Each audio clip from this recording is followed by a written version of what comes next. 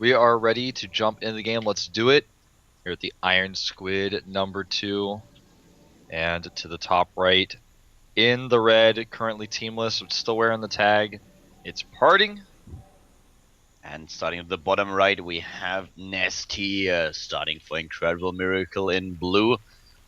And this is going to be a very, very interesting game. Having the 5th game in a best-of-5 series is always awesome. The winner here is going to advance to the round of 8.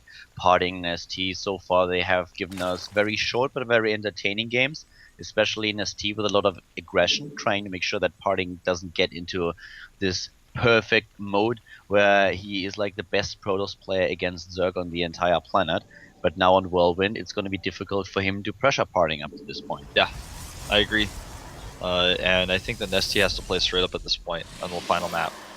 PartinG is just a crazy person though, and he makes his pylon in the main once more. Yeah.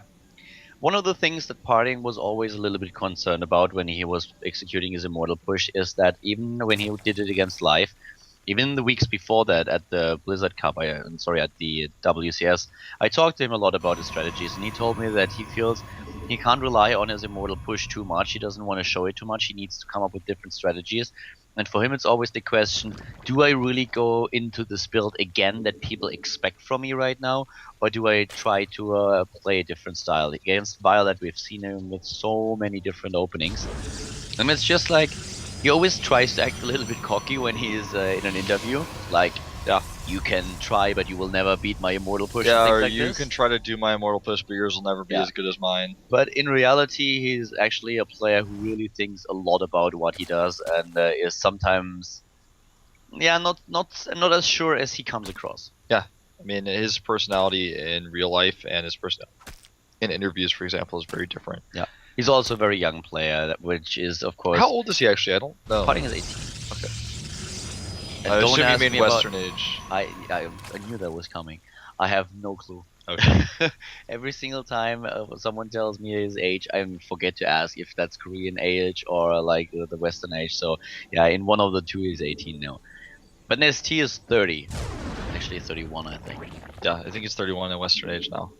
I hate this distinction, by the way. I hate it so much. Every single time someone tells you how old he is, and then suddenly it's like, wait, are you 1 year older? I or would. 1 year younger, usually, if a Korean person tells you their age, even if they're an English speaker, you have to go with Korean age because that's what they all use. And yeah, you're right. Yeah, so Nestea is definitely a lot older than PartinG, and he has a lot more experience than the young Protoss player here. We have him with a hatch now. Yeah, and he looks like he wants to go double hatch very quickly here. And he has even a very careful Ling to make sure that the probe's not going to block him, so he really wants that third base up. PartinG has done another gateway expand, though, and this time Nestea, when he scouts this, which he's already seen now with his Overlord, of course, is going to carefully prepare and probably won't tank quite so fast. PartinG is going into a one gateway expand, and this is a strategy that we've seen very often, up to the point where we had Forge expand. There was this famous quote from Naniwa when he decided that just the gateway expands don't work anymore. Like, you either go for Forge expand or you die trying. And one of the few players that always tried to defy this a bit was Tails, who still started with his gateway builds and executed them quite well. We had these openings on dual sides a lot. And the problem that you had when you were going into a gateway expand is that it was just more difficult for you to hold your opponent's push. There are timings that a Zerg can use with Zerglings and Roaches where he can push you beyond oblivion. But now we have PartinG going for this, and this allows him, as mentioned on Antigua, the faster tech compared to a Forge opening. It's going to be pretty cool to see what PartinG's going to do next. Usually you see players go up to at least 3 gateways when they do this push or this build, because if you don't, you can't hold your Nexus and tech with only 1 gateway with no cannons. I think we're going to actually probably see him out of Forge pretty soon. He went totally forgeless last game, but in this game he's definitely going to need one. What you can really see here is that the Stalker that is currently trying to bother Nestea as much as possible is getting very annoying, and this is because of the opening. If you open with a Forge, then you don't have this early Stalker, and Nestea, or better, PartinG, knows that there can't be any speed, that Nestea most likely is not going to even have a lot of gas so that he can go into the upgrade, so he is still just lingering around, making sure that the creep is not spread as well as it could be, and just trying to pick off an Overlord, pick off a couple of Zerglings. But Nestea at the same time is now with the double gas in his main base going into the Roach Warren and also going for the speed upgrade. He could go for a Roach and Speedling push here, trying to make sure that he's going up the ramp. It's with all these sentries, it's most likely if he tries to go for it, which I doubt a little bit, it's most likely not gonna work. But now he's adding 3 Overlords, so he could still do it. Yeah, and did PartinG actually kill his Overlord that was scouting?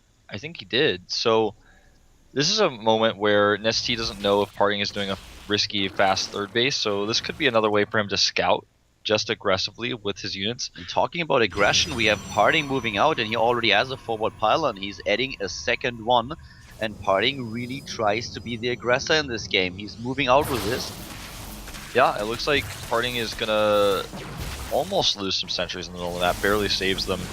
And another Overlord for Nestea seems to be a problem for Nestea in these games, just constantly having his units on bad rallies. Yeah, he's supply block now because of it, and he just started the Overlord, but he already has a lot of roaches. He come the force field, those two didn't really accomplish a lot, just made sure that Nestea didn't really commit to this attack.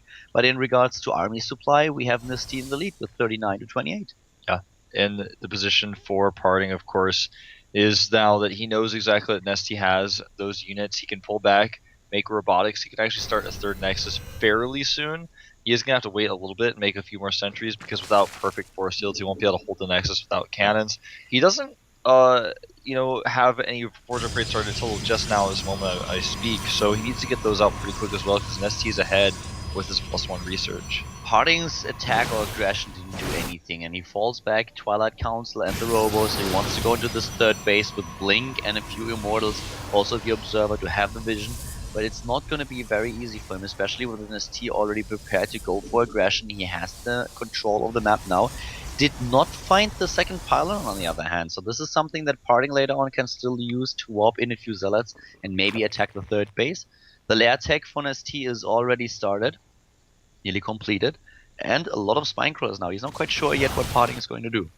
Yeah, PartinG is in a position where he wants to take that third base, but he has to do it oh so carefully, because if you make too many mistakes trying to hold that third, not only will you lose your Nexus, but you might lose too many of your army units, and then an ST with his really heavy production with that macro hatch especially might run you over with too many units. And as mentioned before, Nestea is going into the Spire. On a map like this, you can go for Mutalisk and try to go for a base race scenario where usually the Zerg player has a bit of an edge. So Nestea is trying to use this to his advantage. Is adding spine crawlers to make sure that another gateway push could not take him down. Yeah, he hasn't seen a Nexus yet, so he's just still being a little bit careful. The Spire could just be to get his Corruptors out as well. It's a little bit earlier than you would want for that, but now he's scouted, and I wonder if Nestea knows the Observer saw this, because that might change his plans as well. Yeah, it might. He goes into speed for the Roacher, so he has still the option of going into a Grout army. We have him with a +1 attack upgrade now for his Zerglings. He found the pylon, and that's really important. The probe that is building the fourth hatch finally found the pylon, and this is of course one of the things that he has to take down as soon as possible. If he doesn't do so, then PartinG will use this to warp units in later, and then just harass Nestea, which is going to be always so annoying when you try to focus on your economy and push put the aggression onto the Protoss player. Yeah, and 3 more Spine Crawlers going down just to be safe. He is going Mutas, starts a few of them, 7 now in total. How many will he commit to? Probably, I think he's probably going to go up to like 20 if he can. He's got 10 already started, and he starts +1 immediately with no hesitation. So I think he's going to spend literally every 100 gas that he gets on these duos for a really long period of time. You can tell as well that he wants to go into a composition like this because he's starting his +1 melee weapon so early. The thing is, what you can do with Mutalisk on this map is completely dominate the Protoss player for a long time. The Protoss has to defend now. It means he has to sit tight, build few cannons, make sure that he doesn't lose a lot of harvesters, and you can already see that we have stalkers everywhere. At the natural, at the third base, in the main base we don't have too many, but it's just trying to shield. So Nestea's strategy here is to go into a lot of Mutalisk, control the map, get a fourth base, get the fifth base up, which is already building. Yeah, with the double expand you can do a lot here. Better economy, then the attack later on. And Nestea is losing already the first few Mutalisks. So PartinG will now add cannon after cannon, and he will make 100% sure that he is ready to deal with the Mutalisks, even if there are not enough stalkers when he's moving out. Yeah, Little catch here on some roaches on the left side of the map. So PartinG is not. I mean, he expects everything that Nestea is throwing at him. Nestea is so known for play like this, and I'm sure that PartinG has hit him enough times on the ladder, even back when people didn't use barcodes as their name on the ladder. He knows Nestea's style, practiced against him, I'm sure, as well. And just knowing this, he has the stalkers ready as soon as he's got the Mutalisk, and he has enough units on the ground over at his third base for a potential. He's going to go run by at the same time he's going for the Muse. He's trying to tax PartinG's multitasking. Kind of like you would see in a Protoss versus Terran with drops on multiple locations. It's a similar type of multitasking that Nestea is trying to force PartinG to use here.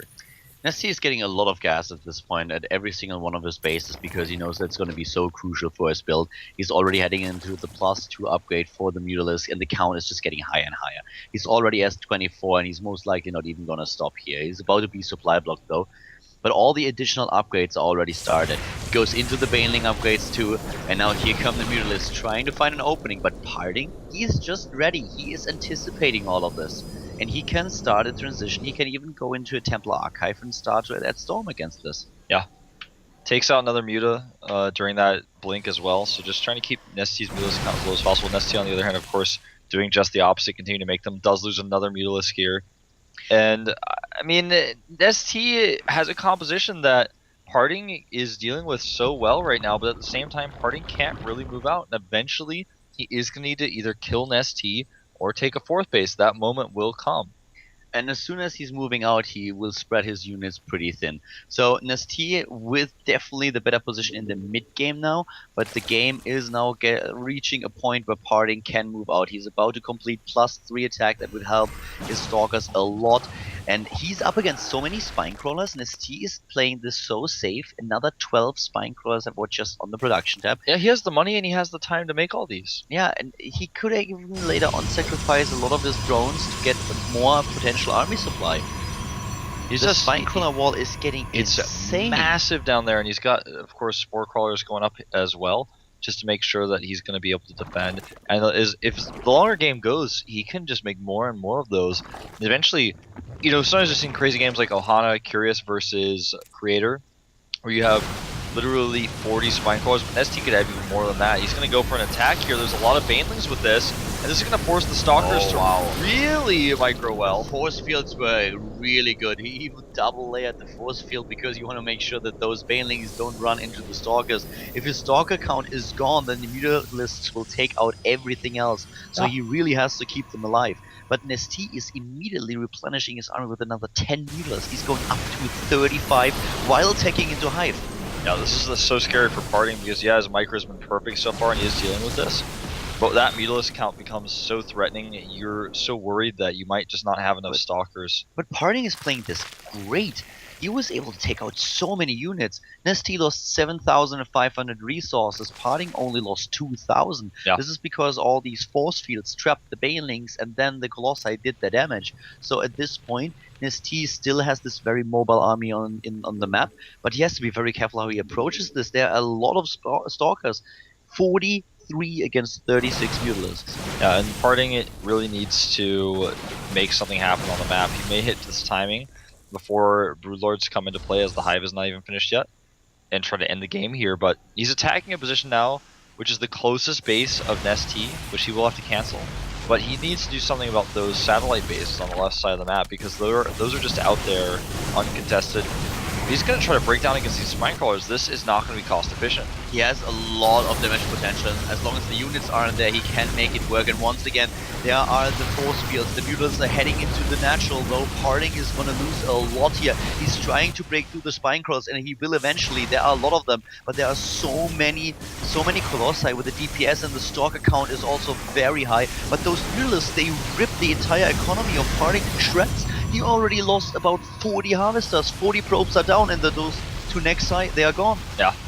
Totally dead, and this is desperation time now for PartinG. He needs to make something happen. He needs to make something happen soon. His economy is in shambles. He has a mineral bank, but he does not have gas. 20 Banelings going down for Nestea right now. He wants to be able to just trade against PartinG's army. He will have to deal with those Colossi eventually, however. The big problem at this point is really that PartinG doesn't really... Oh wow, the Banelings this time able to run in, but no, a blink saved the Stalkers. Nestea is heading into the space race scenario now that he really likes to play. And PartinG has all these cannons up at his third base. This is exactly what we saw PartinG do. He does the Blizzard Cup as well. Exactly, at the Blizzard Cup. The High Templar is in the position for the Storm, just doesn't have the upgrade yet though, which is of course really unfortunate for him. But now we have the space race scenario, and the problem for PartinG is that the bases of Nestea are spread out all over the map.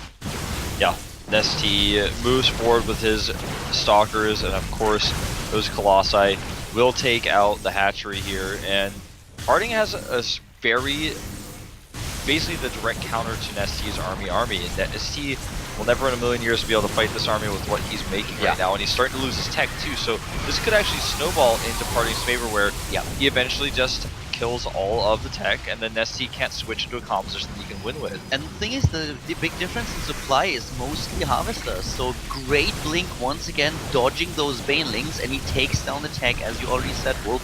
We still have Mutalisks roaming the map trying to pick off more probes and more buildings for PartinG, so this is just this elimination race that we have. As already pointed out, the Archons and the combination with the Stalkers are just too strong for the Mutalisks to face directly.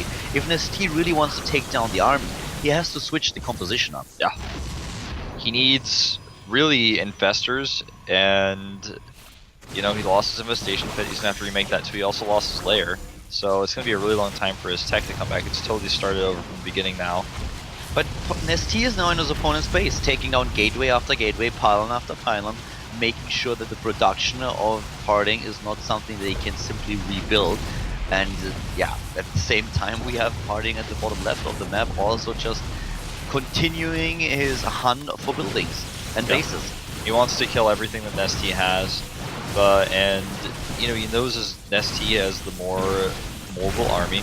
He needs to go as fast as possible. 13 spine crawlers everywhere. Well, not everywhere, but at one of his satellite bases to the left side, we have Nestea now really spine crawling up like a boss. Yeah. Nestea is going to try to break through these cannons eventually, it looks like here. He doesn't know the best way. Yeah, I don't think he can, not with the Mutas. If he makes Banelings and tries to go in, maybe he can do that a little bit later, but for now, especially with that one High Templar there, he needs to just kill the gateways and the pylons on the main, and then come back to the defend. The problem is that the High Templar really doesn't have the Storm upgrade. So oh yeah, that's right. Yeah, he has the energy, but he can't go into Storm. He only built it earlier to get into Archons, but then he was not able to get the Storm upgrade through. And these Archons, they have so many kills. Most of them are nearly 30, between 20 and 30. Lair tech now going up for Nestea again, and if he is able to get this Lair, then he can go into the Mutalisk production again. And Nestea still has 3 mining bases to the left side of the map. Yeah, it was so scary. Well, 2 mining and 1 building. Right. It's so scary that he almost flew those Mutas over that Stalker Archon army, though. That would have been exactly what PartinG wanted to have happen. And this is still anyone's game to take. Yeah. Nestea has so many spine crawlers where you can use and then flank with the Mutalisks. The Colossus by itself starts to work on these spines, but it's going to take forever. And here come the Mutas.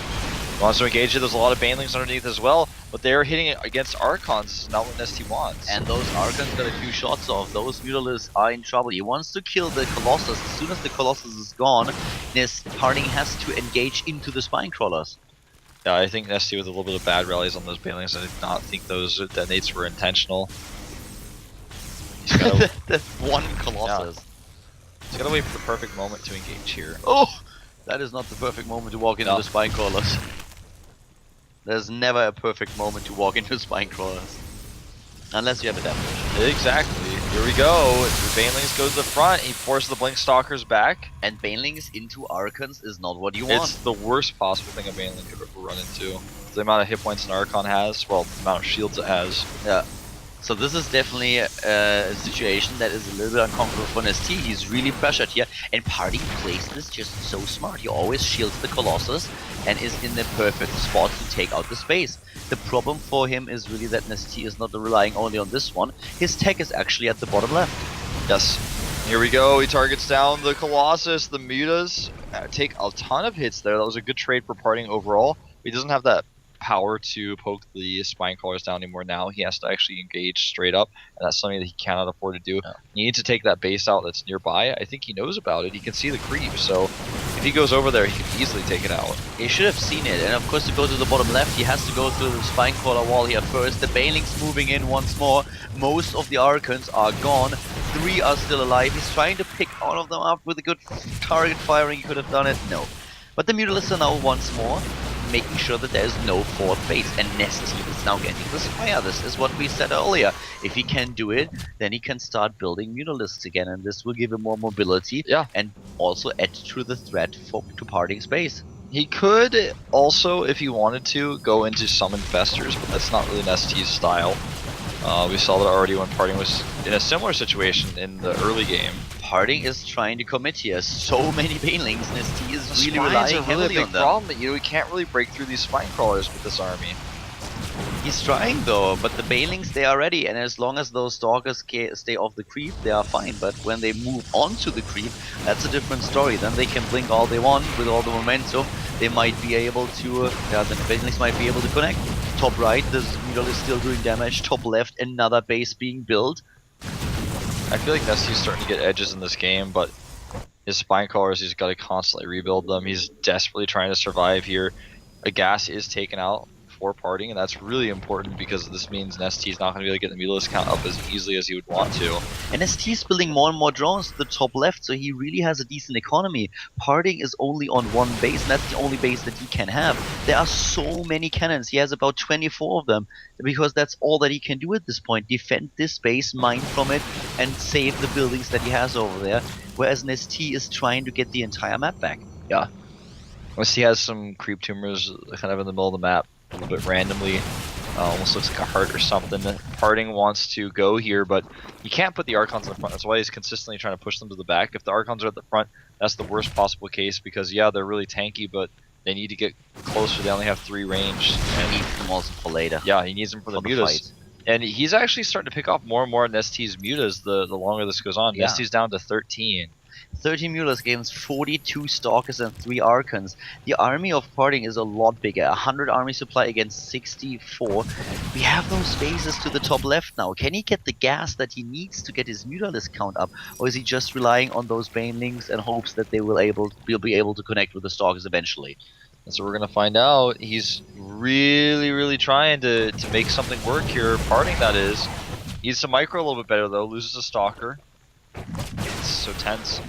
Remember, PartinG is really on a clock because Nestea has these additional bases. He's hidden the base at the top left, and he sends his drones from the nearby one there because he knows PartinG is eventually going to find and deal with that. Nestea has 46 Banelings. 46 Banelings at this point. Nestea, PartinG is currently just wishing for his Storm upgrade, but here come the Banelings moving in. Oh wow, that was a close one. Takes down the High Templar. He's so glad that doesn't have Storm. Yeah. The High Templar with the Storm would turn the tides of this game immediately.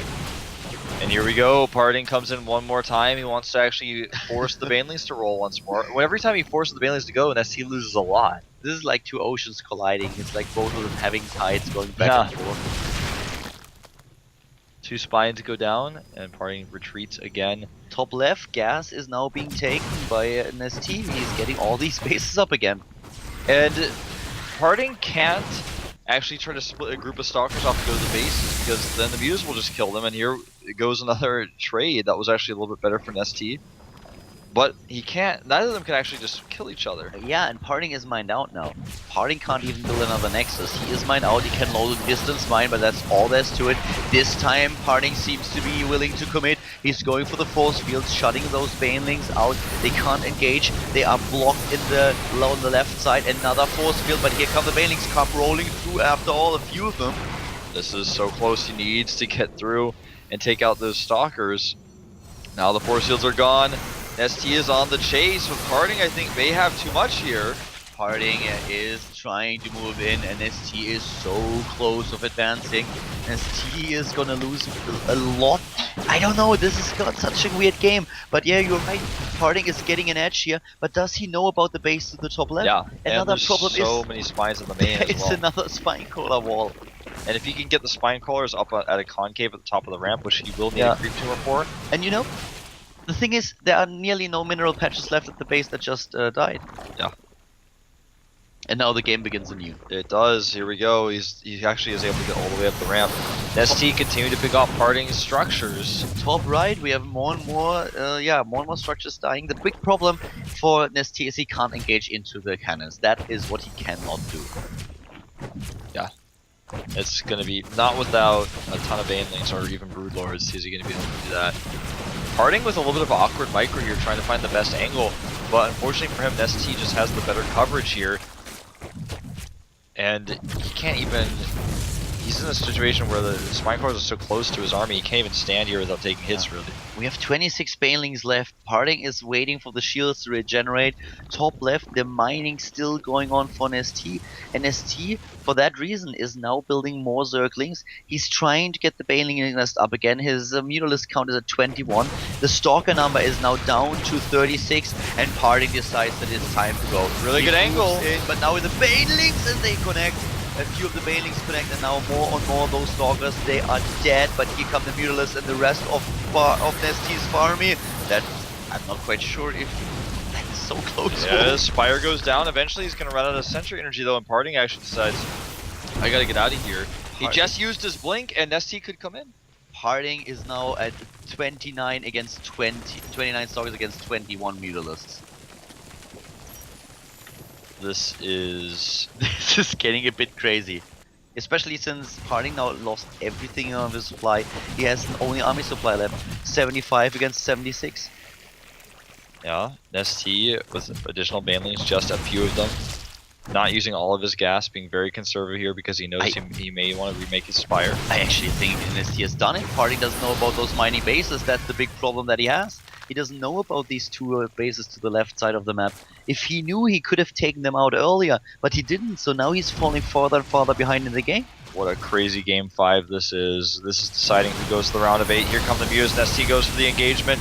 Is he going to commit? The Banelings actually roll through because he misses some force fields, so it looks like Nestea has actually done it. Yeah, he's done it. The Banelings connect again, and now there are too many Mutalisks. GG. What an insane finish there to our best of 5, and Nestea